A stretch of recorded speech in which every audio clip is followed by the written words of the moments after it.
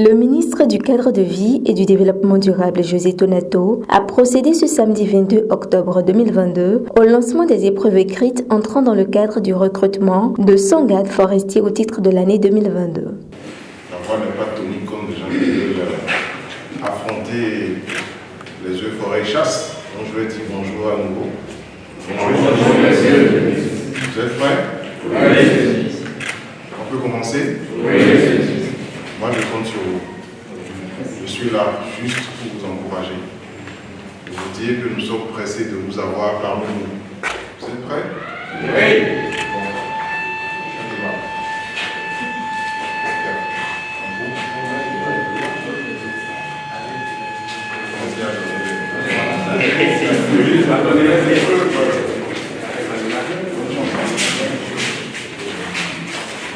Venu encourager les candidats retenus après la phase sportive, le ministre est rassuré de la rigueur mise en place pour le bon déroulement des épreuves. La préparation a été rigoureuse depuis plusieurs semaines. Vous avez vu la semaine dernière, il y avait les épreuves sportives.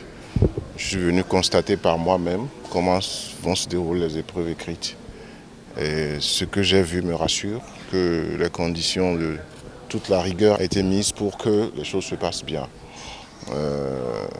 Voilà ce qu'il faut dire en plus, c'est que nous nous inscrivons maintenant dans une certaine régularité en termes de recrutement des gardes forestiers.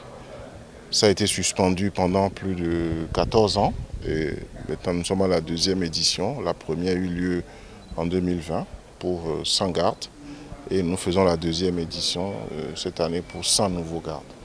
Espérant que les défis que nous avons par rapport à la conservation de la biodiversité sont des défis assez élevés qui sont aujourd'hui couplés à des défis sécuritaires. Nous avons besoin effectivement de bras valides pour faire face à nos besoins.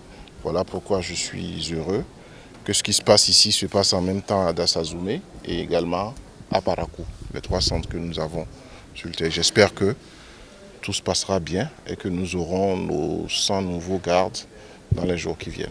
Tout s'est bien déroulé, tout a bien commencé, j'allais dire. Ici, au centre du lycée technique Koulibaly, il y a 77 candidats prévus. Et notre ministre, le ministre du Cadre de vie et du Développement durable, vient de lancer les épreuves à partir d'ici pour tous les 3 centres que nous avons. Donc nous avons le centre d'ici, le centre de Dassa, qui est au CEG1 de Dassa, et le centre de Parakou, qui est au lycée technique Mathieu Bouquet. Au lycée Mathieu Bouquet. Au directeur général des eaux, forêts et chasse de renchérir et d'adresser des mots de soutien et d'encouragement à l'égard des candidats. Je voudrais rassurer les candidats et leur dire que les épreuves sont à leur portée.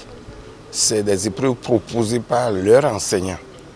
Et donc, ils sont capables de les affronter victorieusement. Je les rassure donc pour leur dire de prendre leur patience, de prendre le temps de bien lire chaque épreuve, de la pénétrer pour donner le meilleur d'eux-mêmes.